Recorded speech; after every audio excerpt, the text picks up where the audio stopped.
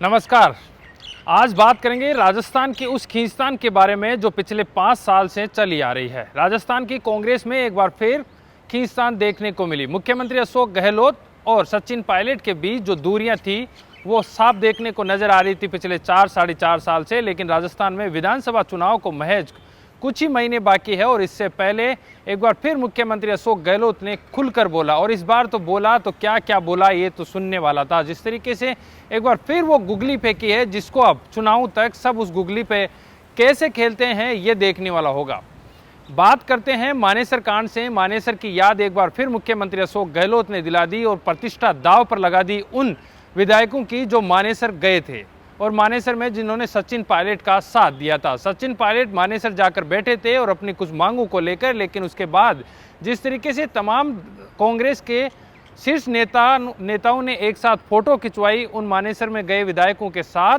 और उनको एक बार फिर पार्टी में वापस सम्मान के साथ बुलाया गया, तो अब प्रतिष्ठा दांव पर उनकी भी है जिन्होंने उन विधायकों को वापस कांग्रेस पार्टी में शामिल किया था और कांग्रेस पार्टी में सम्मान के साथ वापस लेकर आए थे।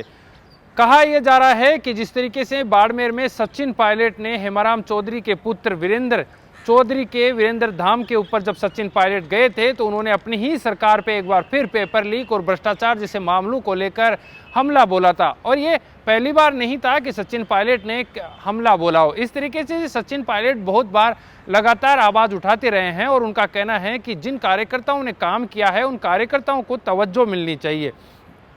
भ्रष्टाचार जैसे मामलों को लेकर सचिन पायलट अनशन पर भी बैठ चुके हैं और इसके बाद जिस तरीके से आलाकमान के साथ जाकर उन्होंने बैठक की और उनको अपनी बात रखी, तो उसके बाद में सचिन पायलट को कार्रवाई ना करके उनको एक बार फिर फील्ड में जाने के लिए कहा जा रहा था कि उनको फील्ड में जाने के लिए उनको कहा गया और वो लगातार चुनावी सभाओं में चुनाव को देखते हुए अपने दौरे कर रहे हैं और जनता के बीच में जा रहे हैं। सचिन पायलट ये कहते हुए भी नजर आ रहे हैं कि हम सरकार रिपीट करवा पाएंगे, लेकिन क्या कल जिस तरीके से मुख्यमंत्री अशोक गहलोत ने बयान दिया उसके बाद में क्या लग रहा है कि सचिन पायलट और मुख्यमंत्री अशोक गहलोत एक जगह बैठ पाएंगे? क्योंकि मुख्यमंत्री अशोक गहलोत लगातार ये कह रहे हैं कि पुरानी बातों को भुला दिया गया है और हम सब मिलकर एक बार चुनाव लड़ेंगे, लेकिन इस बार उन्होंने जो बोला है वो क्या गजब का बोला है। क्योंकि अब तक देखा जा रहा था कि कयास लगाए जा रहे थे जिस तरीके से कि कहा जा रहा था कि जब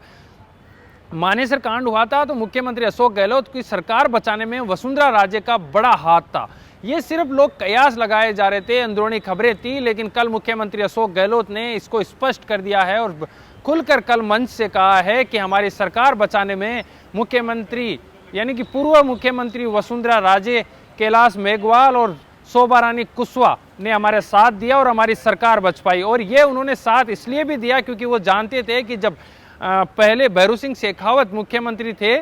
उस समय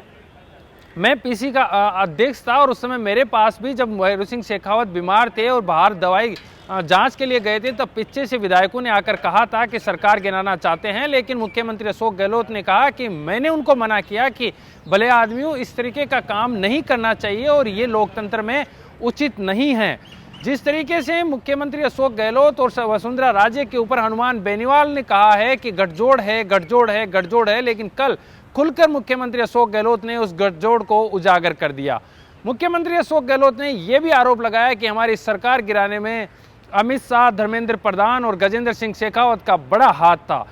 उन्होंने एक बार फिर उन विधायकों के ऊपर प्रश्न चिन्ह यानी कि उनकी प्रतिष्ठा को दांव पर लगा दिया है। तो विधायक माने